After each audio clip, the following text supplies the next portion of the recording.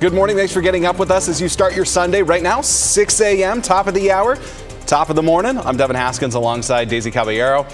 We got some, a little warmer temperatures today, or warm temperatures. Yes. But I'm loving your forecast that I know you're going to talk to about then, or in a couple minutes. Yeah. But let's talk about today. Yeah, let's talk about right now. Yeah, so we are still on the cool down from yesterday to today. We're really just going to see those temperatures just drop all the way until we're looking about the middle part of this work week. But for the time being, giving you a live look through the Wells Fargo Skycam.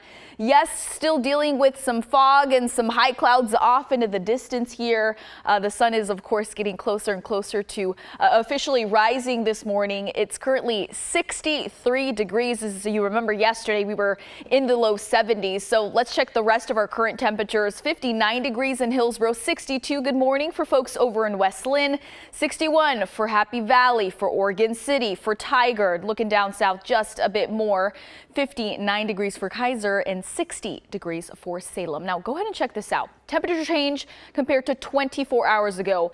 9 degrees cooler in Hillsborough, 8 degrees cooler in the Rose City. And check out Baker City. As you remember, yesterday over east, Baker City was in the 40s. So 27 degrees warmer, this morning. And we have a lot more to talk about, including the new system that is headed over east and is also bringing us some heightened fire danger. As you can see here, multiple lightning strikes. And again, we'll give you all those details coming up. Thanks, Daisy. Oregon's wildfire season picking up again. Governor Tina Kotek has invoked the Emergency Conflagration Act for two separate fires. They're the Rail Ridge Fire in Crook and Grant counties and the Shoe Fly Fire in Wheeler County. These are the 15th and 16th conflagrations this season. The action allows the state fire marshal to send more resources to these fires. And as of Friday, there were 23 large fires in Oregon. The search for a missing woman in Beaverton has ended after police found her body and arrested her neighbor for her murder. Police have yet to say exactly where she was found or how they connected the neighbor to her disappearance. Our Sydney Dorner spoke with the neighbor to learn more about who Melissa Jubain was. Oscar Cardenas met Melissa Jubain years ago while working at the Nike company store when they were both students at the University of Portland, saying she always wanted to help people and reach her goal of one day becoming a nurse. Such a hard worker, such a sweetheart. And being a nurse, that's like just the most selfless career ever. They kept in touch over the years through Instagram. She had such a beautiful life and just such great people around her. Every time she posted on Instagram, she was so happy and just so, just glowing. Both settling down at the same apartment complex in Beaverton off Southwest 160th Avenue and Baseline Road, where Melissa went missing on September 4th. This area of town is just so quiet and so calm and so safe, so it's just shocking that something like that would happen here. Setting off searches by family, friends, and most importantly, Beaverton police. During their investigation, police said they learned Melissa's neighbor, Bryce Schubert, was involved in her disappearance, arresting the 27-year-old on a charge of second-degree murder. It's like, how is this happening in my own backyard, my own apartment complex? But yeah, it's just terrifying, honestly. It's scary that, somebody could take away such a beautiful life, so young too. Recovering Melissa's remains, but holding off on saying exactly where. I can't even wrap my head around it. It's just so heartbreaking that it would happen here, and we're just gonna miss seeing her beautiful smile and just light up the energy around us. Sydney Dorner, KGW News. Melissa Jubain was a nurse for Providence St. Vincent, and the Oregon Nurses Association is inviting the public to join Melissa's colleagues for a vigil Monday night. It's scheduled to begin at 6 at Ridgewood View Park. Astoria police have arrested a man for murder after a deadly stabbing in a homeless shelter. Officers were called to the Helping Hands Outreach Center early Saturday morning. Witnesses reported seeing 58-year-old Stephen Foxon stabbing the victim. Police arrested Foxon a short time later. The victim was taken to the hospital but died of his injuries.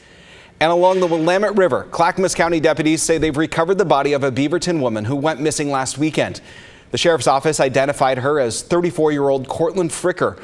The search for Fricker started last Sunday after a caller reported that she fell off of a boat and did not resurface. And a small food truck business has been forced to close its doors after a car crashed into it last weekend.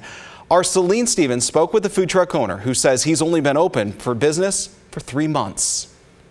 I've been having to constantly purchase and work on stuff, for a while now, and now I have to kind of do it all over again. That's Michael Frazier, owner of the Burnsider food truck.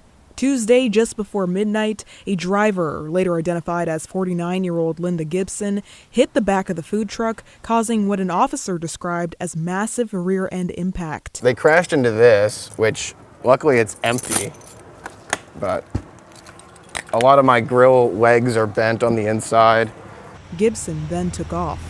A whole bunch of my neighbors were all around my truck with flashlights on, and I went out to see what was going on and saw the damage behind us, and they were like, somebody hit your car. Gibson also had her 7-year-old daughter in the car with her.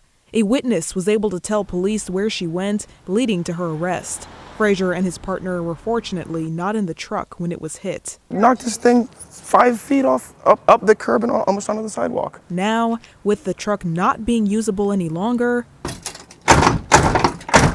Yeah, it's stuck on. Has put Frazier, who left his job nearly 2 years ago, in a tough spot. I just ended up spending all of my time for the past almost 2 years just trying to make this work. I put all of my savings into it. Fortunately, his partner has a source of income, and he's now waiting on insurance to come and assess the damage. However, he says with a lot of the truck's interior being custom work, it still likely won't cover the entire cost.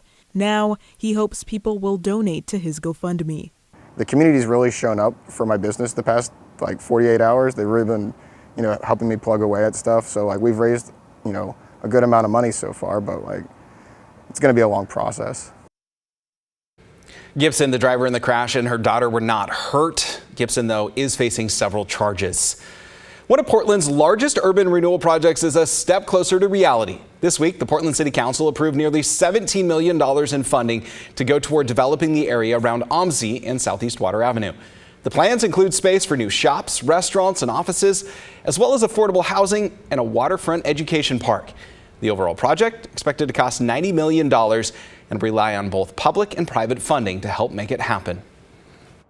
The OMSI district presents the opportunity to transform current parking lots and brownfields into a neighborhood that adds 4.5 acres of parks and green spaces to the Central East Side. In fulfilling our vision for the park, our goal is to showcase and advance climate solutions through transportation, next-generation urban systems and technology, while also providing engaging learning experiences for the public. Developers say with construction alone, the new Water Avenue project will generate about 16,000 jobs and more than $25 million for the local economy. And still to come on Sunrise, a disease that researchers are still trying to understand. But could our eyes unlock answers into our risk for Alzheimer's? Northwest Doctor is focused on figuring that out.